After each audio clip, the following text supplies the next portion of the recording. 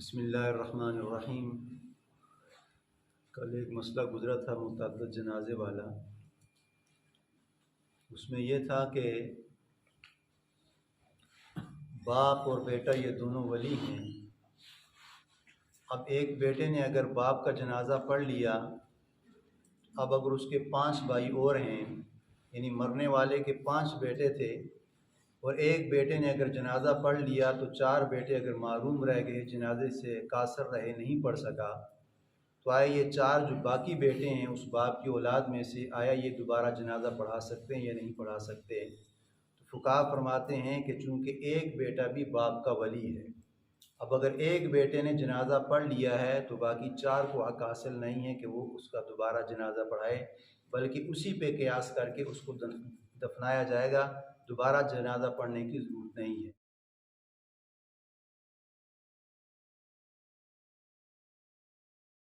دکھلاوے کی نیت نہ ہو، ثواب کی نیت ہو۔ جب آپ ثواب کی نیت سے آئیں گے تو فقہا فرماتے ہیں کہ ثواب کی نیت سے چلا گیا، ایمان کی نیت سے چلا گیا تو نبی علیہ السلام نے فرمایا کہ اس کو قیرات کا ثواب مل جائے گا۔ صحابہ نے فرمایا یا رسول اللہ ومل قیرات، یعنی قیرات کیا چیز ہے؟ تو اللہ کے نبی نے فرمایا کہ قیرات کا مطلب یہ ہے کہ جبل یعنی اونٹ پہاڑ جو ہے یہ 9 میل کا پہاڑ 15 کلومیٹر کا فاصلہ بنتا ہے۔ اللہ کے نبی نے فرمایا کہ جو جنازے میں ایمان کی حالت میں ثواب کی نیت سے شامل ہو گیا، جس نے صرف جنازہ پڑھا ہے، یعنی گھر سے چلا گیا، مسجد سے چلا گیا، محلے سے چلا گیا، جس جگہ جنازہ گاہ تھی اس جگہ اس نے جنازہ پڑھ لیا، اللہ کے نبی نے فرمایا کہ اس کو اونٹ پہاڑ جتنا ثواب ملے گا، یعنی اونٹ جو پہاڑ ہے اس کے برابر اللہ پاک اس کو ثواب عطا فرمائیں گے۔ پھر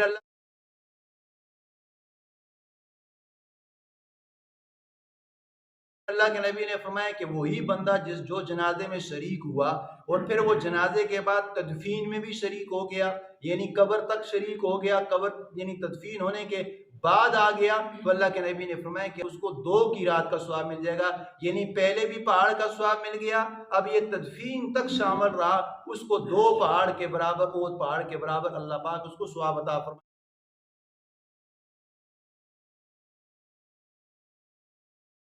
فرمائیں گے۔ اب جس کے پاس ٹائم ہے تو وہ تدفین میں شریک ہو جائے، اگر ٹائم نہیں ہے، مجبوری ہے، کہیں جانا ہے تو وہ جنازہ کر کے بھی جا سکتا ہے، تو پہلے کو بھی ثواب مل گیا، دوسرے کو بھی ثواب مل گیا۔ اب ہم نے دیکھنا یہ ہے کہ اب یہ نہ سمجھے کہ یہ میرا جاننے والا نہیں ہے، یہ تو انجانے ہیں، میں جنازے میں جاؤں گا، کوئی اپنا مطلب عزیز و اقارب نہیں ہے، اس سے میری کوئی دعا سلام نہیں تھی، یہ تو پتہ نہیں کون ہے، لیکن آپ اس مائنڈ سے، اس نظریے سے جائیں کہ جو بھی ہے تو مسلمان ہے، مسلمانوں کے گھرانوں میں پیدا ہوگا، مسلمانے کے علاقے میں پیدا ہوا ہے تو مسلمان ہی کا جنازہ ہے، تو اللہ کے نبی نے فرما دیا کہ اگر اس نیت سے چلا گیا، مسلمان سمجھ کے چلا گیا، وہ اتباع الجنائز، اور مسلمان کے 5ویں حقوق کو سمجھ کے چلا گیا، پھر ایمان کی حالت میں ثواب کی نیت سے چلا گیا، اللہ کے نبی نے فرمایا کہ اس کو اور پہاڑ کے برابر ثواب ملے گا۔